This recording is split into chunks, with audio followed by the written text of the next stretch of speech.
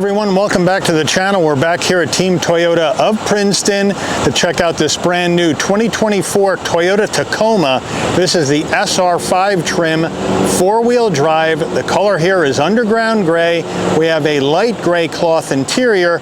So I've been scouring the earth. Well, maybe not scouring the earth, but I've been looking for a less expensive Tacoma. Everyone that we've seen so far on the channel this year has been over $50,000. I was able to find this SR5 that just came in. We're looking at a price tag of under $43,000. So maybe this is the Tacoma you want to go after. You let me know as we go through the truck. So let's dig in. Front end of our Tacoma SR5, the underground gray, looking good. We have LED headlights, we have LED fog lamps, DRL, standard bulbs for turn signals. Moving in closer to the front grille, you got the flat black with the underground gray, which I like. We do have these fake vents, which I'm not in love with, but we do have functional side air curtains, which is a good deal. And on the headlight housing here, as it comes around the side with your DRS, you have Tacoma right in here, which is a nice little touch. Now, as we come out to our wheel and tire setup, what we're looking at here is a 17-inch silver, obviously, machined aluminum alloy wheel. Now these wheels are wrapped in Firestone HLT tires, 245 on the width, a 70 series sidewall, 17s all four corners, four-wheel drive. Moving on out now, the full side profile. I do like the Tacoma profile better without those Predator tube steps. We have no running boards at all. I think it gives it a cleaner look. Let me know what you guys think about that. But as we come in closer now to our side view mirror, we're going to go color matched on the side view mirror, but no LED turn signals. Front and rear door handle also color matched. Coming to the back, we have a left side fuel filler cap, the SR5 call out on the rear door. And then up top, we're going to go with a color matched roof, flat black shark fin antenna, no sunroof. Rear end of the Tacoma here on the tailgate, the underground looking good. We have LED lighting in the back, which is a nice touch on an SR5. We have the Tacoma name stamped into the tailgate with 4x4 in chrome on the left. Down below, we do have flat black with the color match on the rear bumper, kind of a combo there with your tow hitch.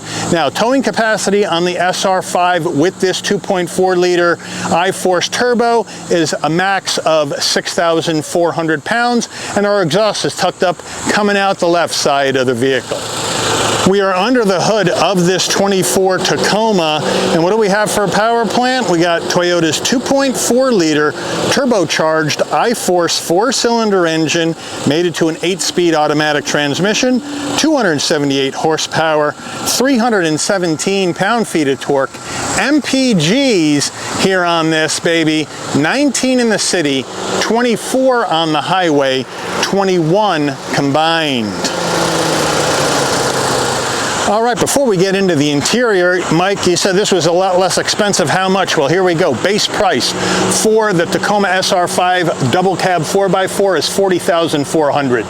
We have some options, which we'll go over when we check out the window sticker, but once we add those in and a destination and delivery fee of $1,495 from Toyota's Baja California, Mexico assembly plant, we have a total vehicle MSRP from the factory of $42,954. So let's check out the interior. Front door panel, as we come in closer here, we're going to be looking at hard black plastic, no soft touch across the top. And then we're going to have more hard black plastic in here with a black door handle, flat black on your switchgear, but we do have a really soft armrest right in here. Rubber on the grab handle. We do have a door pocket here up top and one on the bottom, and then our standard 6-speaker audio system. Now, as we get into the interior, foot box area, nice large dead pedal brake and accelerator with the floor mats in the bed of the truck at this time. Moving on out, seating wise, we're going to go light gray cloth. Probably not my favorite color for dirt and whatnot, but the design is okay. They feel all right for base seats, and they're manual assist for both the driver and the front passenger, but only the driver gets the lumbar adjustment down here. All right, starting with the front passenger door panel, same exact action as the driver, same use of material, same color, same everything. Now, as we come in closer to our dash, we're gonna have hard black plastic up top, and then we're gonna have an area to lie your phone, that's hard black plastic, and then gray trim with the black Tacoma name, and then down below, we do have a nice large glove box full of junk right now. All right, infotainment system time. What do we have here? We have Toyota's latest and greatest 8-inch multimedia system, wireless CarPlay, Android Auto. We do have built-in nav, but in this system, the nav is through a subscription service. But we do have our audio, and of course, I have to enable it and now turn the volume down so I don't get in trouble. But here you're going to get your Sirius XM as well as your other radio stations. You can Bluetooth your phone. You can go to your vehicle settings, get your trip information or vehicle alerts. You can go to your general settings down below where it's going to allow you to personalize it with your driver profile, Bluetooth, turn on your Wi-Fi hotspot, over-the-air updates. It's a really easy system to use, and it is a touch screen, which helps. Here's your physical volume knob right here. Now we go to reverse, take a look at our backup camera. Nice and large, looking good, nice and clear, but where are my trajectory lines? There we go, and there we have the trajectory. All right, thank you for that. So it takes up the whole screen and looks good. Back to park. All right, push button start right up here. Down below, 2 heat and air vents. We have standard heat and air, so we don't have climate control. You're going to adjust your temperature on the left dial, adjust your fan speed on the right dial. So that's how that action goes. 3-stage heated seats for the driver and the front passenger. 4-way hazards way over here on the right.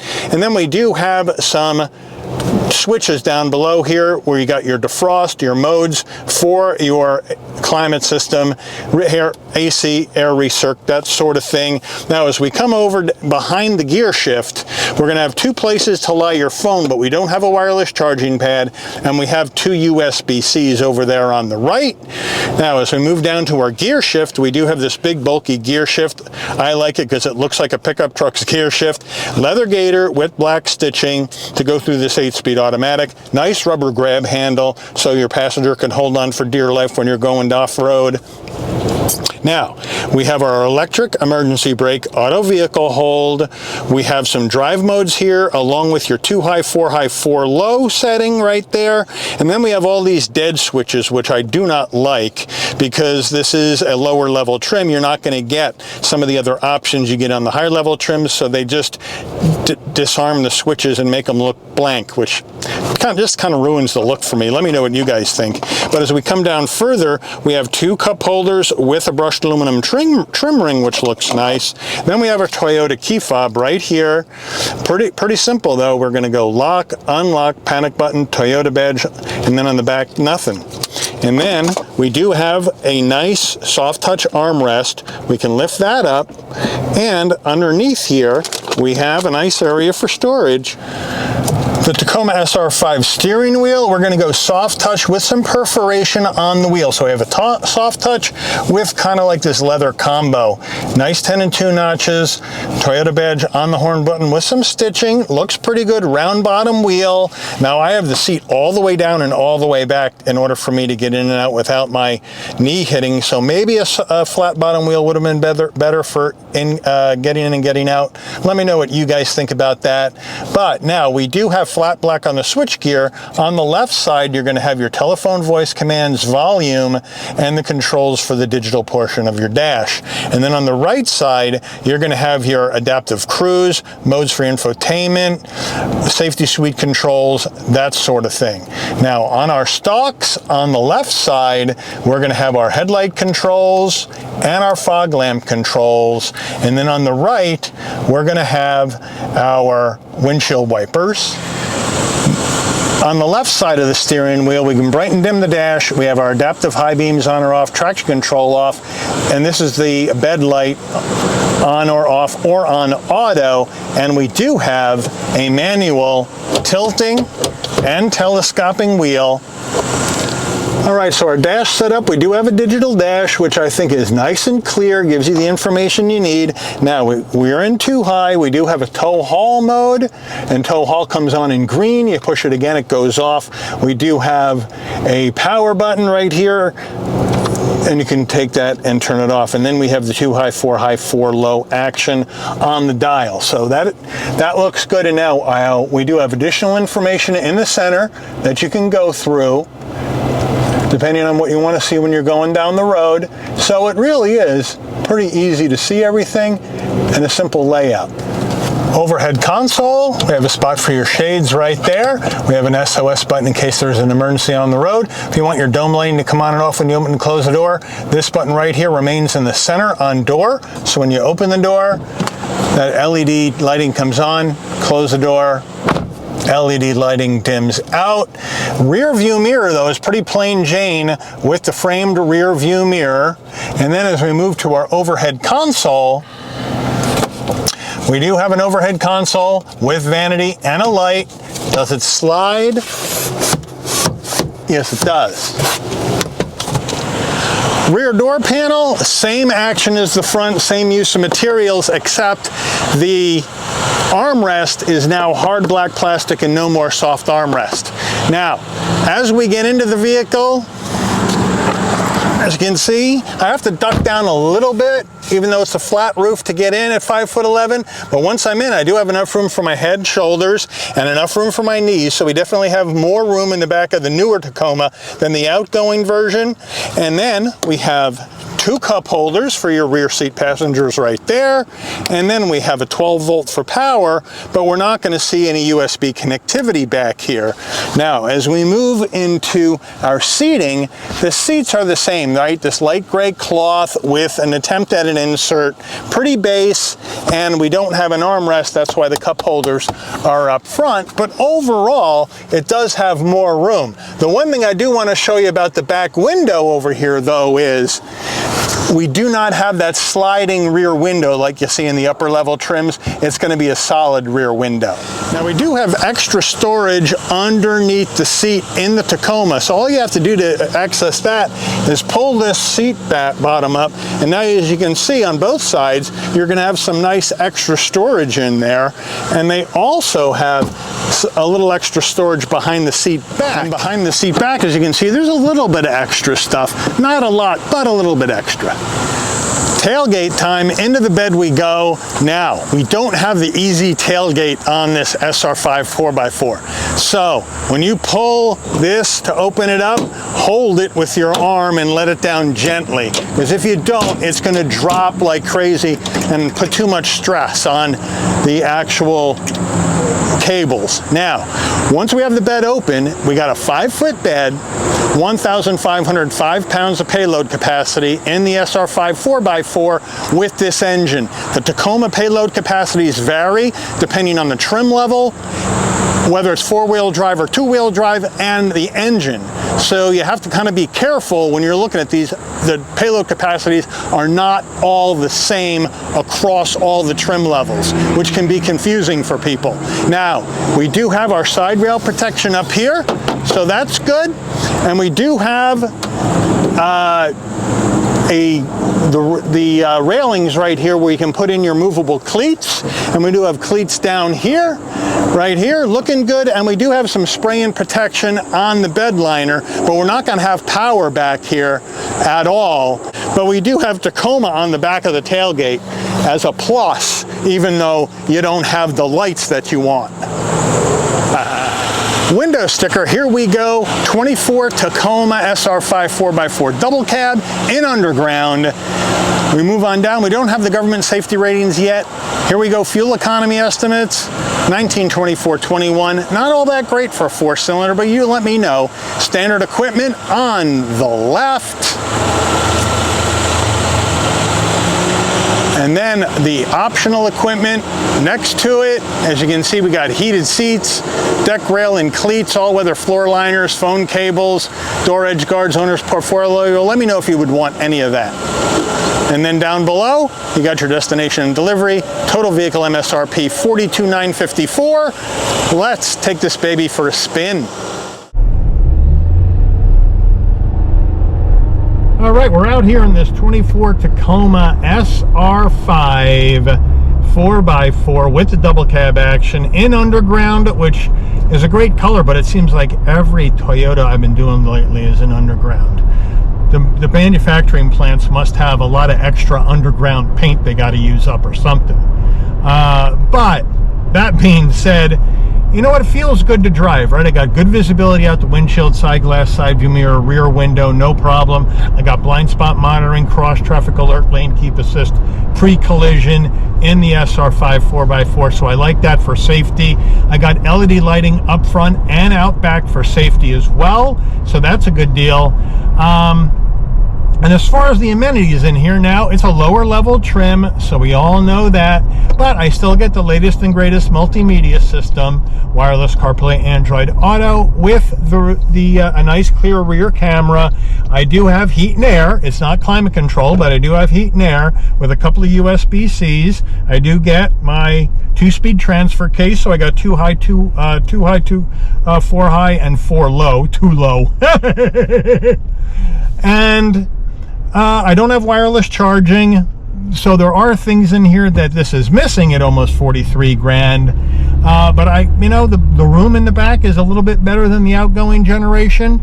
And I don't have a roof, but I don't think I would care. Pickup truck with a moonroof, sunroof, I don't think it really matters. You let me know whether you have to have one or not. But it's got some good stuff in it. Now the question becomes, I was looking for a less expensive Tacoma to bring you guys here on the channel, because everything we've done has been over 50 and a ways over 50. And I'm thinking to myself, boy, is Toyota making anything in the low 40s in the Tacoma? And then this SR5 comes in at just under 43. So let's call it 43. Now, the only one that I've done on the channel that's comparable in price to this Tacoma, good suspension, you get a little jostling because it is a pickup truck, but it handles the bumps well. We got those big sidewalls to soak them up, and the steering's a bit light, but it's not that vague. It's not bad. We'll show that to you in a little bit. But as I was saying, the only one that we've done that's very similar in price to this on the channel a couple months back was that Chevy Colorado Z71. So I'm going to put that review at the end of this one if you want to check that out and compare the two, given the price is almost the same, maybe within a few $100s of one another. Now we're going to hang a right here and we're going to check out our brakes.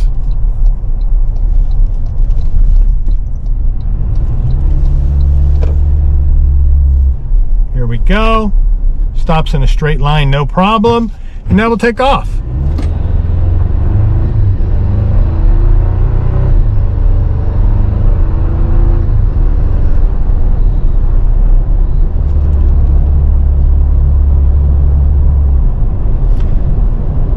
And down the road we go. So this is the 278 horsepower, 317 pound-foot of torque, 2.4 liter I-Force Turbo 4. And I've seen a lot of people comment that they think this engine is underpowered compared to the competition. Now certainly compared to the 2.7 liter Turbo Max from Chevy, this engine is underpowered. However, you can go I-Force Max and get a lot more power. However, if you're going to go I-Force Max, you're going to go way up in price. So that's kind of the catch-22 there. So let me know what you think. Just driving it down the road like we're doing now, it doesn't seem underpowered to me, but I'm not towing with it. I'm not going up hills with it. I'm not going off-road with it. So if you have experience with this engine, if you bought a Tacoma and you have experience with this engine, I'd love to hear from you in the comments. Now, our turning radius action on this is really wide, but it is a pickup with 70 series sidewall tires. So we'll hit it, and we're not even going to come close here at about 21 feet with the 17-inch. If you go with the 18-inch, it's 24-foot turning radius, which is pretty wide. Now, here we go. Take off, see how she does.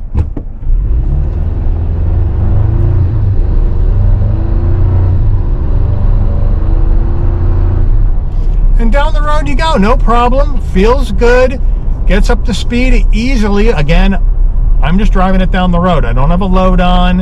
I'm not off-road. I'm on a flat ground. So that's all I can really comment on. We're going to hit the brakes again. We'll try another takeoff.